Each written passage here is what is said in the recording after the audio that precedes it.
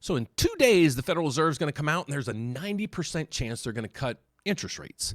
So if you're a homeowner, you're a home buyer, you're sitting there thinking, okay, in 2 days, I'm going to get a little bit lower rate. Well, you might be surprised because over the last 5 times the Federal Reserve cut rates, actually these things went up. So in today's video, folks, my goal is to explain to you guys what in the heck's going to go on with those and the whys behind it after the Federal Reserve cuts rates.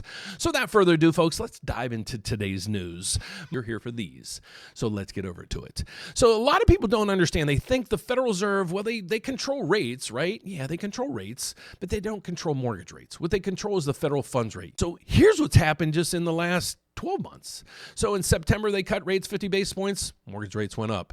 Early November of 2024, they cut rates and rates went up. December of 2024, they cut rates and mortgage rates went up. But that's not really what's happens, because if you go back in the past, we saw where, even when the Federal Reserve cut rates, mortgage rates went up. So what really focuses in on these and what really affects mortgage rates are a lot of economic news. What float means is, let's say you probably understand stocks a little bit more. So let's say you really like NVIDIA. You're intrigued on what NVIDIA is doing right now. So you're watching that stock.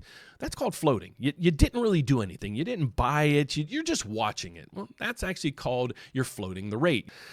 The Federal Reserve is going to have a whole new cast of characters next year. That's number one. Okay, they're going to be packed with a lot of people that the Trump administration really wants. Hassett's probably going to run the Federal Reserve, and he is a pro-Trumper.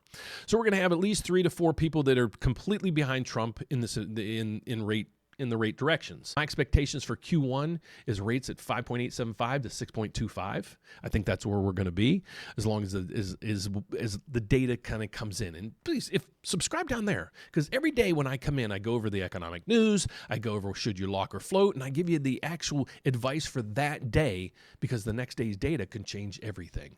So reach out to us at the Rate Update. You can give us a call. You can schedule an appointment. You can even ask Dan a question up through there. So check out that. If you're a homeowner, check out this Rate Watch tool through here. Let's say you already got a quote and you're like, Dan, you had that slogan, one application, one credit pool thing. Let me explain to you guys what I do and how I do it.